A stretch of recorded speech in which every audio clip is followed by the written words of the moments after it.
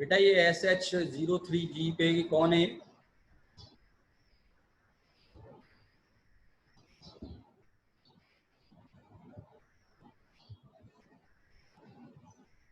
नाम बताएंगे मुझे कौन है?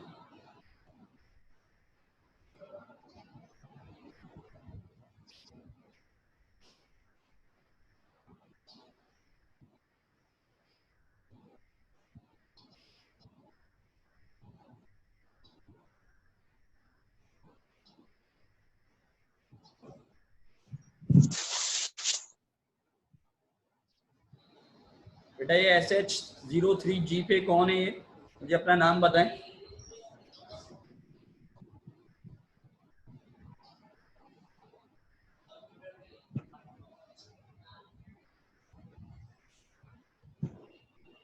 बेटा फातिमा फर्स्ट ईयर वाली फातिमा, सेकंड ईयर वाली फातिमा है?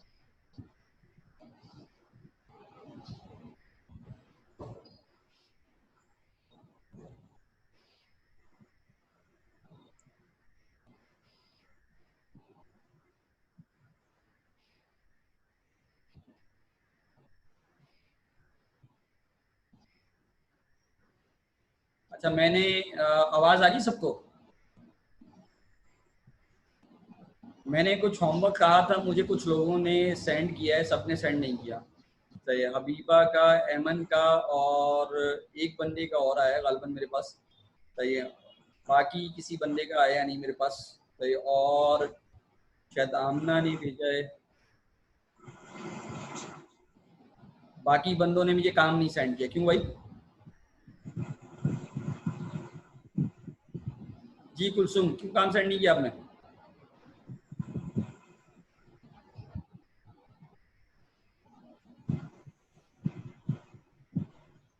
अब्दुल मोइज भाई आपने काम क्यों नहीं किया?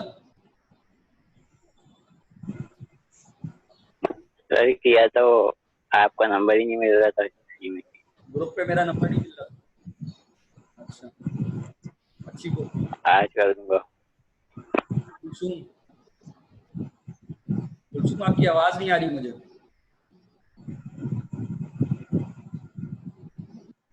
आप मेरा ख्याल से दोबारा लॉग इन हो, आपने कुछ म्यूट किया है, क्या किया, इसकी वजह से आपकी आवाज नहीं आ पा रही मुझे।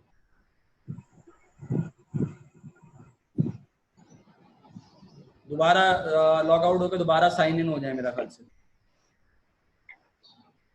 अच्छा ये क्लास तक अगर याद हो तो हमने जो है वो डिफरेंसेस का बोला था कि डिफरेंसेस क्या है माइक्रो इकोनॉमिक ज्योग्राफी के और कमर्शियल ज्योग्राफी के हमारे पास। सही, तो आज जो हम डिस्कशन करने जा रहे हैं सही वो हम देखेंगे कि हमारे पास क्या मौजूद है। सही, कुछ लोगों ने मुझे काम सेंड किया, कुछ ने सेंड नहीं किया। सही, मुझे आज सारे लोग सेंड कर देंगे तो फिर कल हम उस टॉपिक के ऊपर डिस्कशन करेंगे क्या सही है और क्या गलत है। आज मैं जो आपसे डिस्कस करने जा रहा हूँ वो बेसिकली है तो चैप्टर 1 ही हमारे पास, लेकिन चैप्टर 1 में जो हमारे पास नोट्स में मौजूद है हम उसकी डिस्कशन करने जा रहे हैं कि नोट्स में हमारे पास जो है वो क्या चीज़ है और हम उसको जो है वो कैसे कर सकते हैं। सही है, तो ये जो स्क्रीन पे आपको जो है वो अगर नज़र आ रहा हो तो आपको क्या नोट्स जो है वो नज़र आ रहे हैं?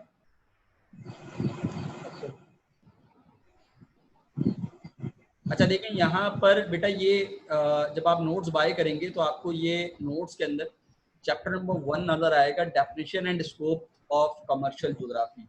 तो ये इसके अंदर आज हम जो डिस्कशन करेंगे, सबको स्क्रीन पे नोट्स नजर आ रहे हैं बेटा? ये जल्दी से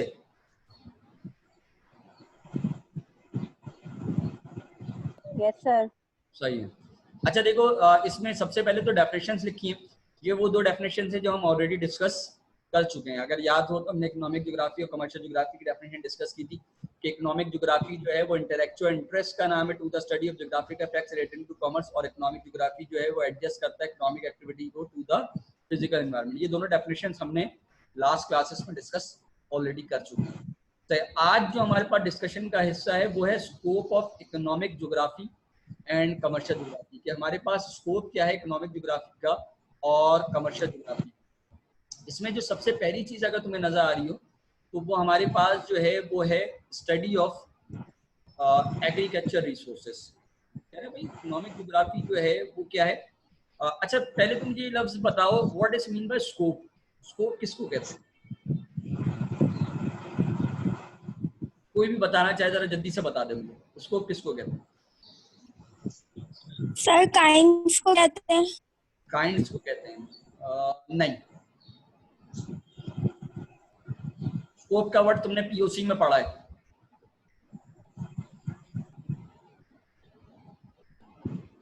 और कोई बताना चाहे स्कोप के बारे में?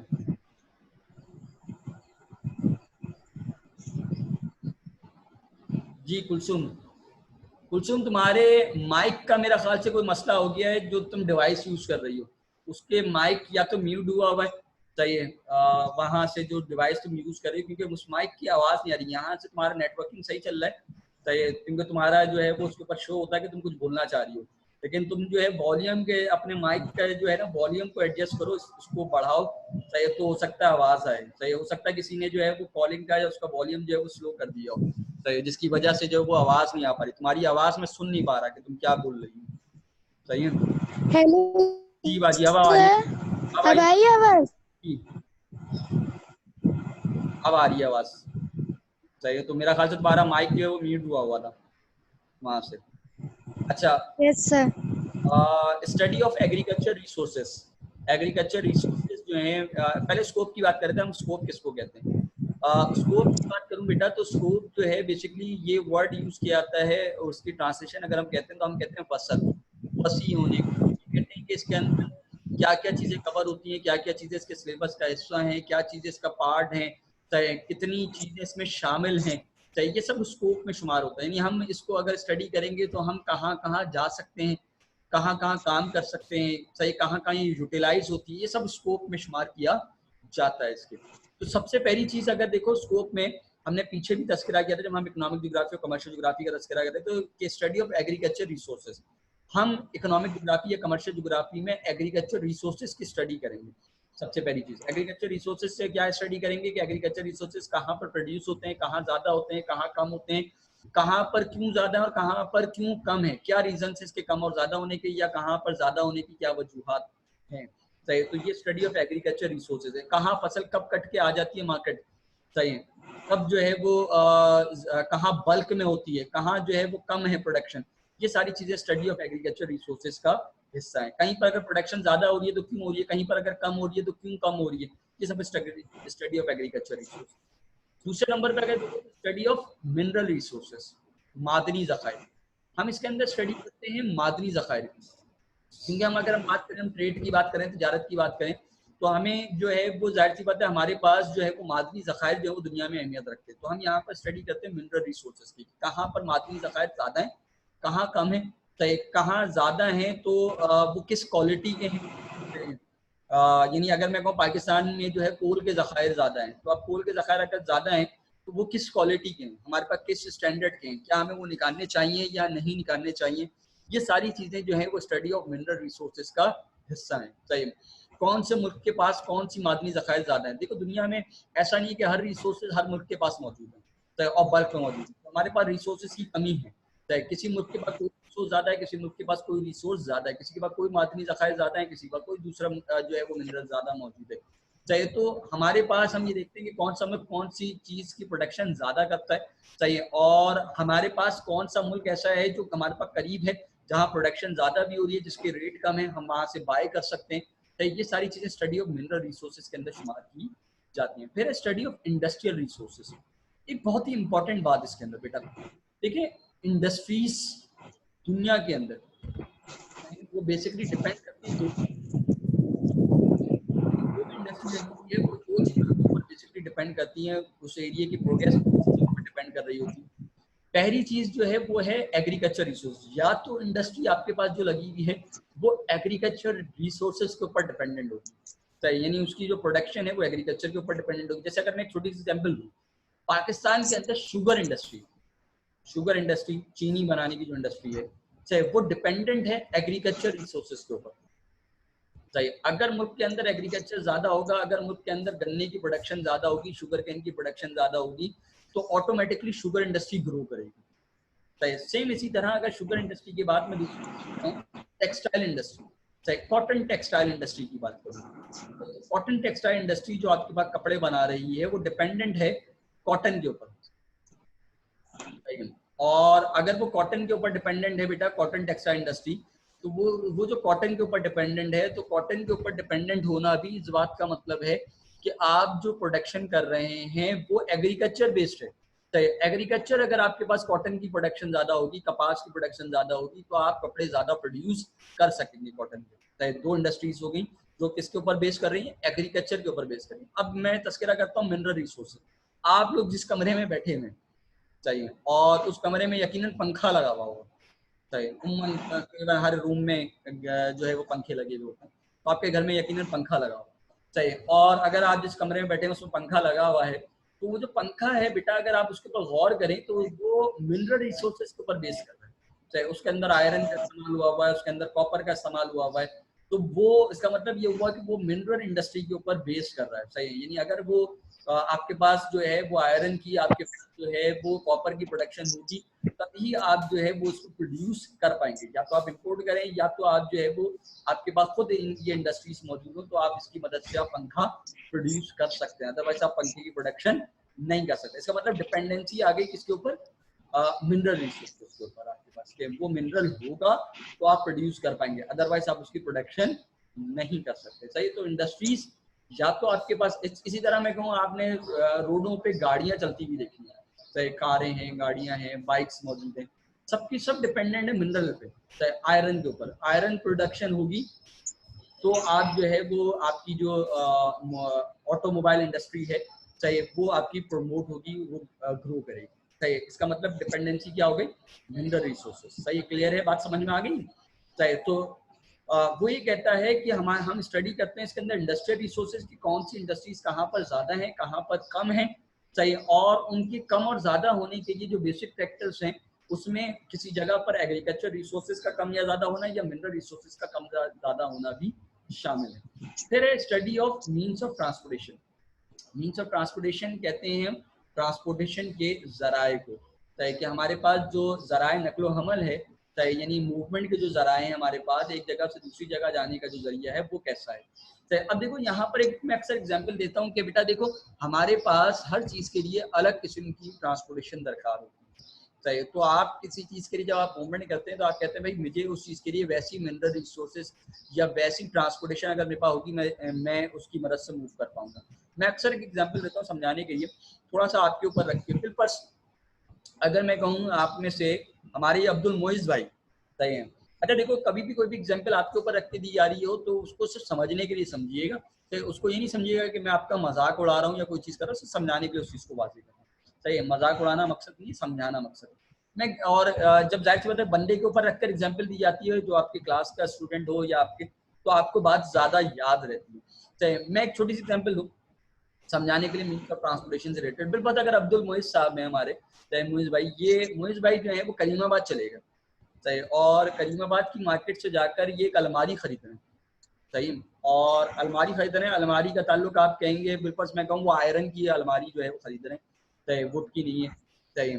वो अलमारी इन्होंने बाई की, और जब बाई कर दी तो बाई करने के बाद ये दुकानदार से कहते हैं कि यार ये अलमारी जो है ना मेरी बाइक पे रखो, मैं बाइक लाया हूँ, मैं बाइक स्टार्ट करूँगा, मैं एक काम करो अलमारी को जो है ना बाइक के ऊपर रखो, सही है। क्या कहेगा दुकानदार इनकी इस बात पर, क्या अलमारी बाइक पे आ सकती है? नहीं। नहीं। तो कहेगा यार ये कुछ मसला है इसके साथ, इसका जो है ना शायद दिमाग अपनी जगह पर नहीं है, ये पता नहीं कैसी बातें कर रहा है। अच्छा, अगर ये उसकी जगह पर सुजुकी लाया होता, सही, और ये कहता कि भाई ये सुजुकी है, सही, इसके ऊपर रख दो अलमारी, सही है, तो क्या अंडरस्टूड है कि सुजुकी के ऊपर अलमारी आ सकती है? आ सकती है, यस सर। तो सुजुकी के ऊपर कोई मसला नहीं होता, सही। तो इसका मतलब क्या हुआ कि जो चीज आप लेकर जा रहे हैं, जो चीज आप खरीदना चाहते हैं, या जिस चीज की आप मूवमेंट चाहते हैं, उसके लिए सूटेबल ट्रांसपोर्टेशन का होना जरूरी है। अच्छा, एक एग्जांपल और देता हूं मैं।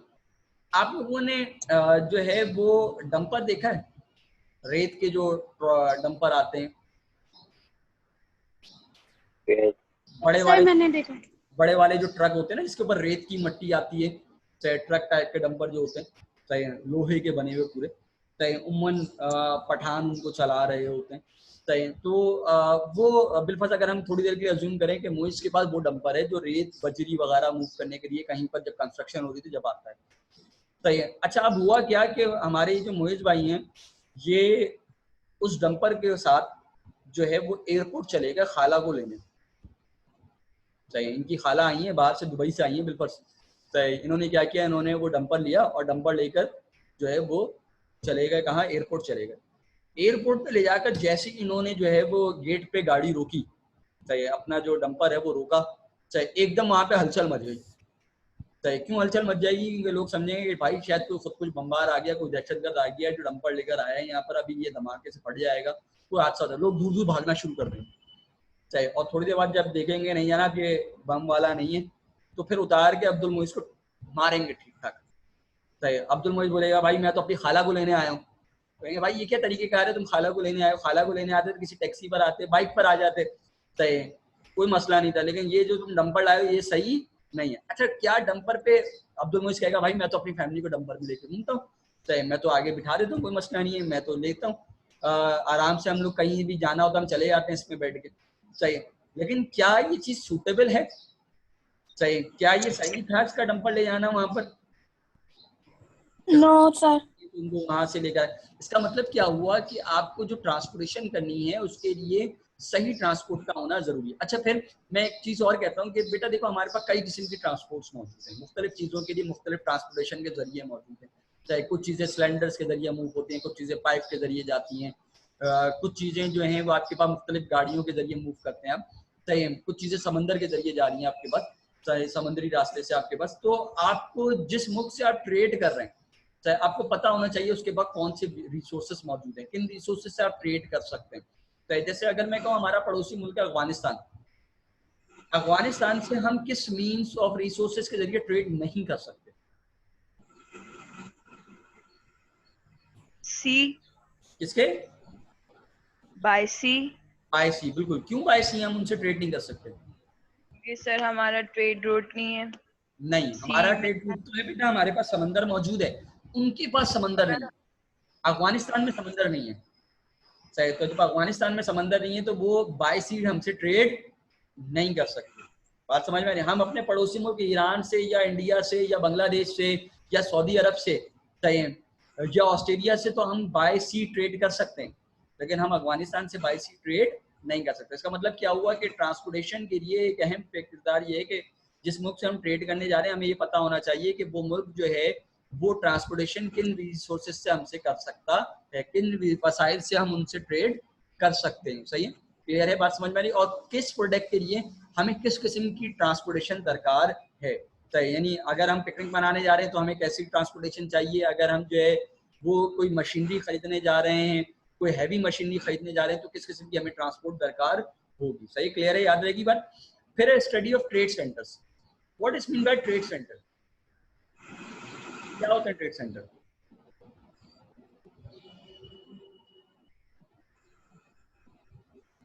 कोई बताएगा ट्रेड सेंटर क्या होता है? सर मुल्क का या शहर का वो हिस्सा जहाँ से सबसे ज्यादा तिजारत होती है। अच्छा, सही है, और कुछ कोई और बताना चाहे? और जहाँ ट्रेड की फैसिलिटीज प्रोवाइडेड हो। सही, और कोई? अच्छा, और लोग ट्राई नहीं करना चाहते, चलो मर्जी है भाई तुम लोगों की, मैं क्या कह सकता हूँ। ट्रेड सेंटर्स की अगर हम बात करें बेटा, ट्रेड सेंटर हर उस जगह को कह सकते हैं जहां से आप ट्रेड करते हो, तिजारत करते हो, सही, जहां पर आपकी खरीदो फरोख्त होती हो, सही, बल्क में आपके पास तिजारत हो रही हो, आप उसको ट्रेड सेंटर का नाम देते हैं, कोई भी मार्केट हो सकती है। सही, अब वो ये कहते हैं कि आप एज अ ताजिर अगर आप बात करते हैं तो आपको पता होना चाहिए कि किस चीज़ का ट्रेड सेंटर कौन सा है। सही, बिल्कुल। अगर मैं कहूँ कि कराची के अंदर एक मार्केट है जो मोबाइल मार्केट के नाम से मशहूर है, सही है, अब वो मोबाइल मार्केट आपके पास सदर में भी मौजूद है, आपके पास जो है वो सरीना मार्केट भी मौजूद है, सही, जो कि मोबाइल मार्केट्स के नाम से मशहूर है। सही, तो वो ट्रेड सेंटर्स हैं किसके? मोबाइल के। सही, यानी अगर आपको जो है वो मोबाइल फोन चाहिए तो आप वहां पर जा सकते हैं। इसी तरह एक ट्रेड सेंटर है आपके पास सब्जी से रिलेटेड, वेजिटेबल से रिलेटेड। आपको अगर कोई सब्जी चाहिए, अगर आपको कोई वेजिटेबल चाहिए तो आप क्या करते हैं, आप उस ट्रेड सेंटर का विजिट करते हैं और वहां से आप जो है वो स्ट्रेट सेंटर से जाकर आपको सब्जी बाय कर लेते हैं। इसी तरह आपके पास कराची में एक मार्केट है जो मेडिसिन मार्केट है, चाहे जहाँ से आपको मेडिसिन मिलती हैं। सही। अच्छा, अब देखो मार्केट्स की कैटेगरीज हैं। एक मार्केट वो है जो तुम्हारे मोहल्ले की मार्केट है, जिसको आप लोकल मार्केट्स कहते हैं, चाहे वहाँ पे भी ट्रेड हो रही है।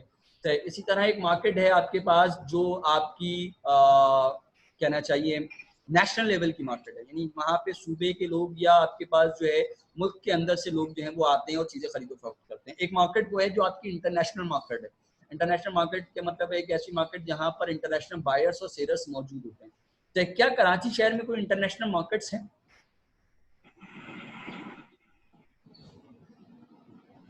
क्या कराची शहर में कोई इंटरनेशनल मार्केट है जो आपने देखी हो, जिसके बारे में सुना हो, जहाँ पे इंटरनेशनल बायर्स और सेलर्स आते हो? अच्छा, सबने सुना है और सबने पढ़ा भी है उसके बारे में, पीओसी में पढ़ा भी है, सबने सुना भी है उसके बारे में, लेकिन निकम्मे लोग हैं हमारे पास, तो याद ही नहीं होगा किसी को। या याद है? कराची की एक मशहूर जगह, नहीं याद? एक्सपो सेंटर का नाम सुना है?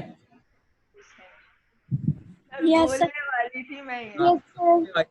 बोलने वाले खो जाते हैं, ये सारे नंबर खो जाते हैं। अगर ये पहले बोल दें तो उनको नंबर मिल जाएंगे, और अगर बाद में बोलेंगे तो फिर कोई फायदा थोड़ी है। पेपर के बाद आ रहे, बाहर निकल के आ रहे, अबे और इसका ये जवाब था, तो क्या फायदा आपके ऐसे जवाब का? आपको उसी वक्त ट्राई करना है। आप लिख कर आ जाते, हो सकता है आपकी लग अच्छी होती तो आपको फायदा हो जाता, सही है। लेकिन अगर आपने ट्राई नहीं किया तो फिर बड़ा मसला होता है, फिर आपके लिए बड़ी प्रॉब्लम क्रिएटिंग है, सही। फिर आप सोचें कि आप, हो सकता है, अच्छा देखो, जब आप रिस्क लेते हैं तो फिर आपको हो सकता है आपका जवाब सही हो सकता है आपका जवाब गलत हो। मैं अक्सर एक एग्जांपल देता हूँ इस बात के लिए, जैसे अभी हमारी हबीबा बाजी ने कहा, मैं बोलने वाली थी। ऐसा हुआ, मैं इकरा यूनिवर्सिटी के अंदर अपना एक पेपर दे रहा था, और हमारे मैथ्स की कैलकुलेशन से रिलेटेड एक पेपर था, फाइनेंशियल उसका, सही है। और उस पेपर के अंदर, वो पेपर तो 3 घंटे का था पेपर, सही है। उस पेपर के अंदर तकरीबन 2 घंटे के अंदर वो मेरा पेपर ऑलमोस्ट हो गया, सही है। और एक सवाल मुझे आ नहीं रहा था, कुछ सच्चा वाक्य बता रहा हूँ, मुझे आ नहीं रहा था। अच्छा, अब जब आ नहीं रहा तो उम्मन होता है, बंदा क्या करता है, सोचता है। अच्छा, वहाँ जो लोग इकरा यूनिवर्सिटी में पढ़े उनको इस बात का शायद आइडिया हो, कैमरे लगे हुए हैं, आप चिटिंग नहीं कर सकते। अगर आप चिटिंग करते हुए पकड़े गए तो आपको सस्पेंड कर देते हैं, सही है। आपकी तस्वीरें लग जाती हैं कि आप चिटिंग कर, सही। तो ये सारी चीज़ें भी अपनी जगह हैं, सही। और फिर क्वेश्चन के अंदर चिटिंग ना करें तो ज़्यादा बेहतर होता है। करने वाले खैर हर जगह कर लेते चिटिंग। खैर मैं बैठा हुआ था, अब मैं बैठा हूँ तो जाहिर सी बात है मुझे आ नहीं रहा, तो अब मैं सोच रहा हूँ, मैं इधर उधर देख भी रहा हूँ। तो हुआ क्या कि जो हमारे एग्जामिनर थे क्लास के अंदर मौजूद, तकरीबन 3-4 लोग थे, सही। उन्होंने क्या किया, उन्होंने पहले मेरी जगह को चेंज किया, एक बार जगह चेंज की, 2 बार जगह चेंज की। अब वो चक्कर में यार ये बैठा हुआ क्यों, सही, ये लिख रहा है, सही, बैठा हुआ है इधर उधर देख रहा है, सोच रहा है, याद ही नहीं आ रहा मुझे। तकरीबन 1 घंटा मैं ऐसे बैठा रहा हूँ, और एक एक करके लोग जाते रहे, सही, जिनको नहीं आता पेपर दे के जाते रहे, सही। अब मैं बैठा हूँ, सोचे आ रहा हूँ, तो लास्ट टाइम पे, लास्ट आवर्स के अंदर कहना चाहिए, यानी पेपर खत्म होने 5 मिनट रह गए होंगे, कि अचानक से मुझे जवाब याद आ गया, सही। और वो जो जवाब याद आया, मैंने कहा यार बस का जवाब यही होगा, और मैं इसको ये लिख देता हूँ, सही। और मैंने वो लिख दिया, सही। और लिखने के बाद जब बिल्कुल एंड टाइम पे, अब ना वो मुझे ये मजबूर कर सकते थे कि मैं क्लास छोड़कर उठ के चला जाऊँ, क्योंकि पेपर तो मैं कर ही नहीं बैठा हूँ, इधर उधर देख रहा हूँ। अच्छा, वो इधर उधर देखने में मैं क्या था, वो सोच रहा था कि यार कुछ याद आ जाए, क्या मैंने पढ़ा था उसके बाद, याद ही नहीं आ रहा, मुझे समझ भी नहीं आ रहा क्या किया मैंने, सही। लेकिन बिल्कुल लास्ट आवर में जब मैंने उसको लिखा, और लिखने के बाद जब मैं बाहर आया, तो सबसे पहले मैंने बाहर निकलकर उसी सवाल को चेक किया, सही, कि क्या मैंने इसका जवाब सही लिखा है या मैंने गलत लिखा। और आप इत्तेफाक देखो कि मैंने उस रिस्क को लिया, मैं उठ के पहले 1 घंटा पहले बाहर निकल सकता था, लेकिन जब मैं बाहर आया और बाहर आकर जब मैंने चेक किया तो वो जवाब मैंने सही लिखा, सही। इतना सोचने के बाद, सही है, इतना सोचने। अब देखो नॉर्मली बंदे क्या करते हैं, नॉर्मली जब बंदे को नहीं आ रहा होता तो बंदा छोड़कर उठकर आ जाता है, सही। इस बात को समझाने का मतलब ये नहीं है कि मैं बहुत कमाल कर दिया, मैंने कोई बहुत अच्छी चीज कर दी। सिर्फ समझाने का मकसद ये है कि आप पेपर पे कॉन्सेंट्रेट करें, फोकस करें, और जो जहन में आए आपके, चाहे आप वो लिख कर आए, हो सकता है वो सही हो सकता है वो गलत हो, चाहे, लेकिन छोड़ कर आ जाना, इस बात के बिल्कुल चांसेस है कि आपको 0 नंबर मिलेंगे। लेकिन अगर आपने लिख कर आए तो कुछ ना कुछ आपको नंबर मिलेंगे, सही है। और उस वक्त अगर आप बाहर निकल कर जब चेक करते हैं कि वो जो चीज आपने लिखी थी वो सही साबित होती है तो आपको ज्यादा खुशी होती है उस वक्त, बानिस्बत इसके कि आप बाहर निकल कर आए और आप कहें अबे यार ये मुझे याद आ रहा था लेकिन मैंने ये लिखा क्यों, तो उस वक्त बड़ा दुख होता है कि यार ये तो हमें पता भी था, हम इसका जवाब जानते भी थे, फिर भी हम इसको छोड़कर आ गए, अब दोबारा पेपर मिलने वाला नहीं। सही, तो जो आ रहा हो वो लिखने की कोशिश करें, बोलें उस चीज के बारे में। सही, तो ये सारी बात मैंने हबीबा के उस जवाब के सिनेरियो में ये मैं बोलने वाली। सही है। ट्रेड सेंटर्स की बात कर रहे थे हम। देखो किसी भी ताजिर के लिए जरूरी है कि उसको पता हो कि ट्रेड सेंटर्स क्या हैं और कहाँ पर मौजूद है, सही, और वो कैसे है। सही है, तो हमारे पास एक्सपो सेंटर जो है ट्रेड सेंटर मौजूद है, सही, जहाँ पर इंटरनेशनल बायर्स और सेलर्स मौजूद हैं। सही, इसमें कोई चीज अच्छा, ट्रेड सेंटर्स के मदद से आप उस जगह पर पहुंच पाते हैं जहां पर आपको बड़ी तादाद में आपको बायर्स या सेलर्स मिलते हैं और अपनी आप जो आपकी ट्रेड है वो पॉसिबल हो पाती है बल्क के अंदर। सही, क्लियर है। कोई ऐसी चीज जो उसमें समझ में ना आई स्कोप से रिलेटेड, सब समझ में आ गई? Yes sir. सही, अच्छी बात है। अच्छा, अब हम थोड़ा सा आगे बढ़ते हैं और आगे हम देखते हैं कि हमारे पास क्या मौजूद है इसके अंदर। अच्छा, अब हमारे पास है study importance of economics and commercial geography. तो एक एक करके चलते हैं। कुछ लोगों के लिए इम्पोर्टेंस का तस्करा है कि किसके लिए क्या इम्पोर्टेंस। सबसे पहले स्टूडेंट के लिए क्या इम्पोर्टेंस है। अब देखो स्टूडेंट के लिए इसकी जो इम्पोर्टेंस है वो ये है कि स्टूडेंट को जो है वो ये पता चलता है कि जब कमर्शियल ज्योग्राफी की स्टडी करता है तो उसको ये पता चलता है कि वो उसके लिए कौन सा पाथ या उसके लिए क्या चीज़ करना सही है, क्या चीज़ स्टडी करे वो जो उसके लिए ज़्यादा बेनिफिशियरी हो, कौन सा बिजनेस या कौन सा काम उसके लिए ज़्यादा सूटेबल है जो उसको करना चाहिए जो फ्यूचर में उसके लिए फायदेमंद साबित होगा। मैं अक्सर एग्जाम्पल देता हूँ, आप स्टूडेंट हैं, आपको कमर्शियल ज्योग्राफी मुख्तलिफ बेस सिखाती है, आपके कोई ना कोई टारगेट्स होंगे, जैसे हमने शुरू में तस्करा किया था, कोई जो है वो बैंकर बनना चाहता है, कोई बिजनेस करना चाहता है, सही, कोई जो है वो चार्टेड अकाउंटेंट बनना चाहता है। तो क्या कह रही हो, आवाज नहीं आ रही? कोई बिजनेसमैन बनना चाहता है, कोई इंडस्ट्रियलिस्ट बनना चाहता है, कोई चार्टेड अकाउंटेंट बनना चाहता है, तो आपके जो टारगेट्स हैं चाहे उनको हासिल करने के लिए कमर्शियल ज्योग्राफी आपको मुख्तलिफ वेज सिखाता है, चाहे कि आप कैसे अपना टारगेट हासिल कर सकते हैं, चाहे कैसे आप स्टडी कर सकते हैं। स्टडी में ही आपको गाइडलाइन प्रोवाइड करता है कि क्या चीज़ आपके लिए बेहतर है और क्या चीज़ आपके लिए बेहतर नहीं है। सही है। बिल्कुल, अगर आप MBA करना चाहते हैं तो MBA कहाँ से कर सकते हैं, तो MBA के लिए कौन सी यूनिवर्सिटीज बेहतर हैं, तो MBA के लिए कि क्या क्राइटेरिया, क्या मिनिमम परसेंटेज रिक्वायर्ड होती है, कमर्शियल ज्योग्राफी आपको मुख्तलिफ तरीकेकार आपको सिखाता है जो आपके स्टूडेंट के लिए फायदेमंद साबित होता है। सही, क्लियर है, बात समझ में आ गई है। फिर ट्रेडर की बात करें तो ट्रेडर जो ताजिर है, चाहे ताजिर का मकसद है तिजारत करना। अब देखो हमने पीछे ये पढ़ा कि दुनिया के अंदर आप जो है वो एक बिजनेसमैन जो है वो अपने बिजनेस को कैसे ग्रो करेगा। चाहे तो बिजनेसमैन को ये पता होना चाहिए कि अगर वो इंडस्ट्री लगाने जा रहा है, अगर वो कहीं पे जो है वो बिजनेस करने जा रहा है तो कहाँ पर जिस चीज़ की वो ट्रेड करने जा रहा है वो कहाँ पर ज़्यादा होती है, कहाँ पर कम होती है, चाहे कहाँ पर वो अपनी प्रोडक्ट को ले जाकर मार्केट में बेच सकता है, चाहे कहाँ पर उसको मुनाफा ज़्यादा होगा। ये सारी चीज़ें जो है वो ताजिर को कमर्शियल ज्योग्राफी से फायदा मिलता है। सही, और ये कमर्शियल ज्योग्राफी उसको बताती है कि कहाँ पर उसको जो है वो चीज़ अच्छी मिल जाएगी, सही, और कहाँ पर उसको मुनाफा ज्यादा या कम होगा। सही, ये सारी चीजें एक ताजिर के लिए जो है वो इकोनॉमिक ज्योग्राफी जो है या कमर्शियल ज्योग्राफी जो है वो उसके लिए अहमियत बताती है।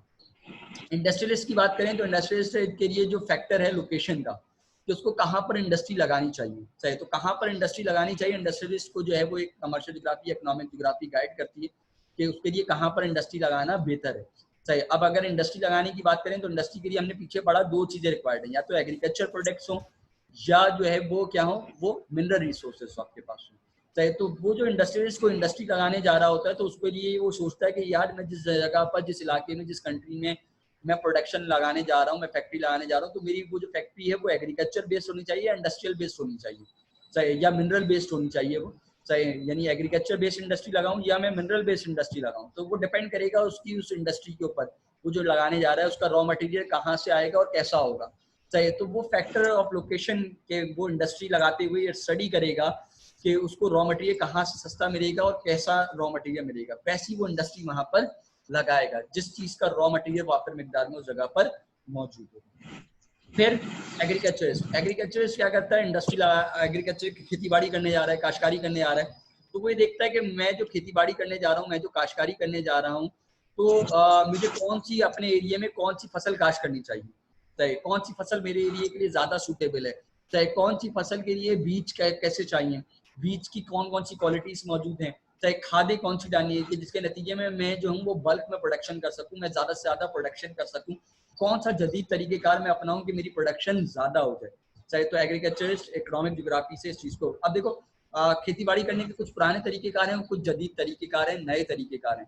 चाहे तो वो नए तरीकेकारों को अपनाता है ताकि वो क्या कर सके, अपनी प्रोडक्शन को ज्यादा से ज्यादा कर सके। तो डेवलप कंट्रीज के अंदर जो है वो जदीद मेथड्स इस्तेमाल हो रहे हैं, और जो अनडेवलप कंट्रीज है आपके पास या लेस डेवलप कंट्रीज है, वो आज भी पुराने तरीके से खेती बाड़ी कर रहे हैं। सही है। तो ये आपको थोड़ा सा डिफरेंस आपको इकोनॉमिक ज्योग्राफी के अंदर नजर आता है कि एग्रीकल्चरिस्ट के लिए क्या तरीकेकार बेहतर है, उसको किस तरह अपनी अर्निंग को ज्यादा से ज्यादा वो कर सकता है। चाहे इकोनॉमिक्स की बात करें तो इकोनॉमिक्स की अक्सर मैं एग्जांपल देता हूँ कि इकोनॉमिक्स जो है वो इकोनॉमिक प्लानिंग करते हैं, सही, हमारे पास इकोनॉमिक ग्रोथ जानने की कोशिश करते हैं, चाहे इकोनॉमिक सर्वे बनाते हैं, सही। हर साल इकोनॉमिक्स जो है वो नेशनल इनकम कैलकुलेट करता है, लेकिन वो नेशनल इनकम के कैलकुलेट करने के लिए कभी भी आपके घर नहीं आता, है कि वो ये पूछे कि भाई आपके पास जो है वो आपके पास जो है आपने प्रोडक्शन कितनी की या आपने अर्निंग कितनी की। वो क्या करता है, उन मराकज की तरफ जाता है, उन हेड्स की तरफ जाता है जहां से इनकम की डिस्ट्रीब्यूशन हो रही है, जहां से प्रोडक्शन हो रही है बल्क के अंदर, उनसे कैलकुलेट करता है। सही, मुल्कों की इकोनॉमी हो या वो पूरी दुनिया की इकोनॉमी हो, इसी तरह कैलकुलेट की जाती है। सही, इसी तरह हर साल जो है वो सर्वे कैलकुलेट किए जाते हैं कि हमने क्या बजट बनाया था और हम कितने आदाब हासिल कर पाए और कितने आदाब हासिल नहीं कर पाए, हमारी नेशनल इनकम कैसे कैलकुलेट होती है या हमारी नेशनल इनकम कितनी रही। ये सारे इकोनॉमिक्स के काम हैं जो वो हर साल तकरीबन करते हैं मुख्तलिफ इकोनॉमिक्स। सही, और आपको बताते हैं कि हमारा जो है वो इकोनॉमी ग्रो कर रही है या इकोनॉमी डाउनफॉल की तरफ जा रही है। इसी तरह बैंकर्स की बात करें तो बैंकर्स का बेसिक मकसद है इकोनॉमी के अंदर इन्वेस्टमेंट को ग्रो करना, कि वो किस तरह इन्वेस्टमेंट को ग्रो करेंगे, किस तरह इन्वेस्टमेंट मुल्क के अंदर ज्यादा से ज्यादा हो सकती है, किस तरह लोगों को अंदर सेविंग की हैबिट्स डेवलप की जाए, तो किस तरह जो है वो कहाँ पर हमें अपनी ब्रांचेस बनानी चाहिए और कहाँ पर हमें अपनी ब्रांचेस नहीं बनानी चाहिए, चाहे किस तरह हमें जो है वो लोगों में सेविंग की भी आदत अपनाएं और जो है वो ब्रांच बनाए बगैर हम काम कर सकें। तो जैसे अगर देखा हो तुमने, आज हमारे पास पहले होता था कि ब्रांच हो तो उनकी टाइमिंग होती थी, लेकिन आज क्या हुआ है, आज 24/7 आवर्स जो है यानी 24 घंटे ब्रांचेस जो हैं वो काम कर रही हैं, हफ्ते के 7 डेज काम हो रहा है। चाहे किस तरह काम हो रहा है, ऑनलाइन वर्किंग हो रही है। आज आप ऑनलाइन बैंक से कभी भी कहीं भी ट्रांजैक्शन कर सकते हैं, किसी भी ब्रांच से ताल्लुक रखते हो आप, किसी भी अकाउंट हो आपका, चाहे आप दुनिया में कहीं भी ट्रांजैक्शन कर सकते हैं। पहले क्या होता था, पहले आपके पास टाइमिंग आवर्स होते थे कि उसी के अंदर ट्रांजैक्शन होगी, अदरवाइज ट्रांजैक्शन नहीं होगी, लेकिन आज क्या होगी, आज 24/7 काम हो रहा है। सही, इसी तरह बैंक क्या कर रहे हैं, बैंक जो है वो स्विच हो चुके हैं मोबाइल बैंकिंग की तरफ, चाहे मोबाइल बैंकिंग की तरफ, या आपके नंबर को एज अकाउंट ट्रीट किया जा रहा है। जैसे ओमनी है आपके पास, इजी पैसा है, चाहे तो वो लोग जो बैंक अकाउंट नहीं बना रहे वो अपने अकाउंट को एज अ बैंक अकाउंट के तौर पर ट्रीट कर रहे होते हैं। इससे क्या हो गया, लोगों की सेविंग की आदत के ट्रांजेक्शन में जो है वो ऑटोमेटिकली सेविंग हो रही है, कुछ ना कुछ पैसा जो है वो बैंक के थ्रू होकर गुजर रहा है। सही, तो बैंकर्स क्या हो रहा है, बैंक सेक्टर जो है वो उसके वजह से ग्रो कर रहा है, ग्रोथ हो रही है, और ये सारी की बैंक सेक्टर की जो ग्रोथ है वो आईटी की बदौलत है। आज यानी इंटरनेट है मौजूद तो उसकी बदौलत है, अगर इंटरनेट ना हो तो बैंकिंग सेक्टर आपको ग्रो होता हुआ नजर नहीं आएगा। फिर अगर हम बात करें रूलर्स, हुक्मरानों की अगर हम बात करें तो अच्छा हुक्मरान वही होता है जो अपनी इकोनॉमिक एक्टिविटीज को, चाहे अपनी इकोनॉमिक एक्टिविटीज को क्या कर रहा हो, अच्छे तरीके से अंजाम दे रहा हो, चाहे वो रिसोर्सेज को प्रॉपर यूटिलाइज कर रहा हो, जहां पर रिसोर्सेज ज्यादा हैं वहां से उन जगहों पर रिसोर्सेज लेकर जाए जहां पर रिसोर्सेज की कमी है। अच्छा हुक्मरान वही होता है जो रिसोर्सेज को वेल डिस्ट्रीब्यूट करे, अच्छे तरीके से डिस्ट्रीब्यूशन कर सके। मैं कहूँ आपके कराची के कुछ इलाकों के अंदर पानी 24 आवर्स आ रहा है और कुछ इलाकों के अंदर आपको नजर आता है कि पानी 24 आवर्स मौजूद नहीं है, बल्कि पानी जो है वो कई कई दिन नहीं आ रहा, सही है, कई कई हफ्ते पानी नहीं आ रहा है, तो अच्छी डिस्ट्रीब्यूशन है। अगर आप वेल डिस्ट्रीब्यूशन करेंगे, आप क्या करेंगे, आप कहेंगे यहाँ पर 24 घंटे पानी आ रहा है, वहाँ पे 24 घंटे नहीं आना चाहिए, वहां से पानी को आप उन जगहों पर पहुंचाएं जहां पर 24 घंटे पानी नहीं है, जहां पर पानी कई कई हफ्ते नहीं आ रहा, तो आपकी डिस्ट्रीब्यूशन अच्छी हो जाएगी। जब डिस्ट्रीब्यूशन अच्छी होगी रिसोर्सेज की तो फायदेमंद साबित होगी।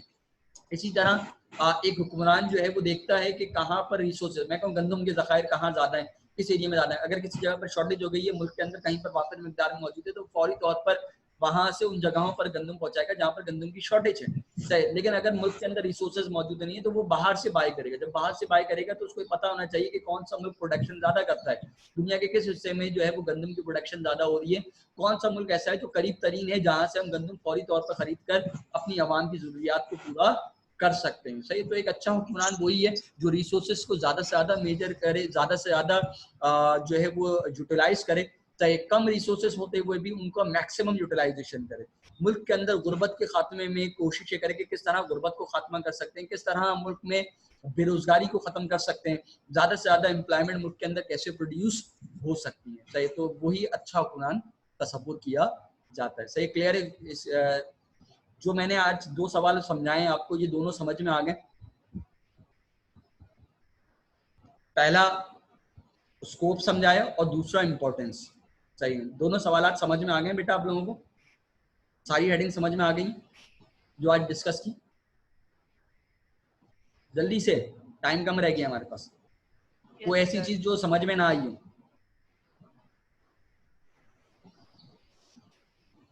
सर मुझे पूछना था।